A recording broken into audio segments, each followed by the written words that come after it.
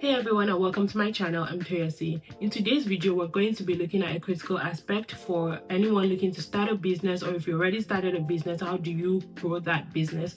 So how do you finance that growth?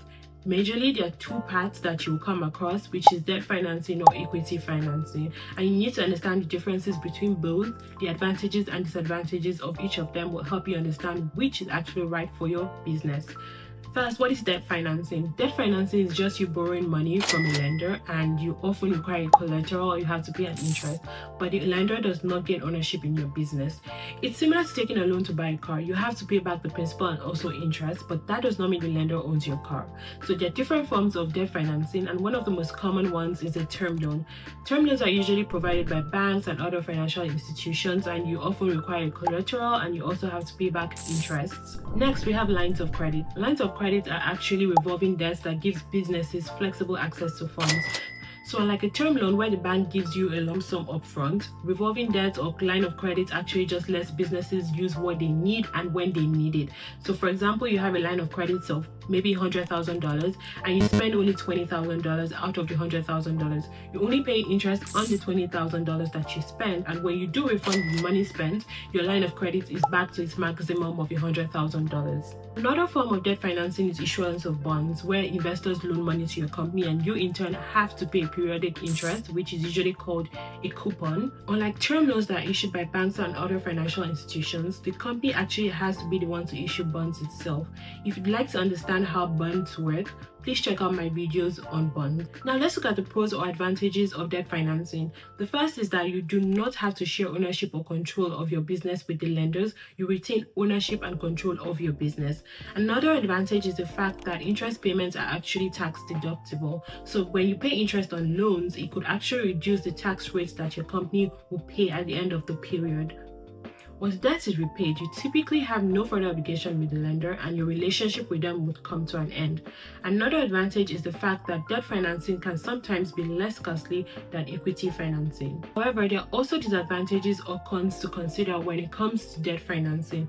The first is the fact that you have to pay the principal and interest as a when due, regardless of the financial performance of your company. This repayment obligation could strain your cash flow, especially for startups or businesses that are currently facing unexpected challenges. And also, lenders may actually require collateral to secure the loan, and when you default on the loan, you could lose those assets. Another disadvantage of debt financing is how hard it can actually be to obtain loans, especially for startups that don't have a track record of their financial performance, or if your business is very risky. Banks and other financial institutions will not want to give you debt because they're scared that you might default. So what happens when you actually default? First, with banks or term loans, you should speak to the bank. Tell them, can I restructure my debt? You should try to get a more favorable interest rate or get a more favorable payment date. But if you continually default and you have secured your loan with the collateral, then the bank has the right to seize your assets and they could actually even take legal action to recover their investments. And also, if you want to know what happens on default with bonds, you should actually check out my video on bonds to understand bonds and how they work better. Now let's go on to equity financing. Equity financing involves raising capital by selling a portion of your company to investors in exchange for their investments. These investors gain a stake in your company and they also gain a share of your profits. They may also have a say in the direction of your company. There are different types of equity financing. One is partnerships. With partnerships, you look for people that are interested in your business or your idea, and then you collect investment from them in exchange for ownership in your company or a stake in your company. You could also look for people that have the expertise that your business needs, and in exchange for their expertise, you give them a share in your company. We also have venture capital. These are professional investors that invest in high growth potential startups in exchange for ownership or control of that startup. You could also decide to sell shares of your company online, and this is referred to as crowdfunding. Another way to get equity finance is to research or look for high net worth individuals that would normally invest in businesses, and these are called angel investors. For mature businesses, you could list the shares of your company on the stock exchange and allow public investors to subscribe to the shares of your company through an initial public offering. Now let's look at the pros or advantages of equity financing. The biggest advantage is that you don't have monthly monthly loan repayments to make. And this is very important, especially if your business is not yet profitable. Another advantage of equity financing is the fact that you don't need any collateral to actually secure funds, especially for a startup that has maybe no assets at all. You don't need any assets to get equity finance. You just need to ensure that you communicate your business idea properly and your investors are interested in your business. Another advantage of equity financing is the fact that you may gain access to valuable expertise, valuable insights, especially if your investors are venture capitalists or angel investors with a robust network. You would actually have access to this network. Also, equity financing may be suitable for high growth startups without immediate or constant revenue. Lastly, a balance sheet without debts could actually look more attractive and make securing future funds easier. Now let's look at disadvantages of equity financing. The first is the fact that you have to share your profits with your investors. Investors invested in your business because they expect return on their investments. Also, with equity financing, you lose some form of ownership of your company. Depending on the percentage of your business that you actually sell, you may lose a say in business decisions, and this could lead to potential conflicts with your investors because you might have differences in the vision that you had envisioned for your company or even the management style that you want for your company.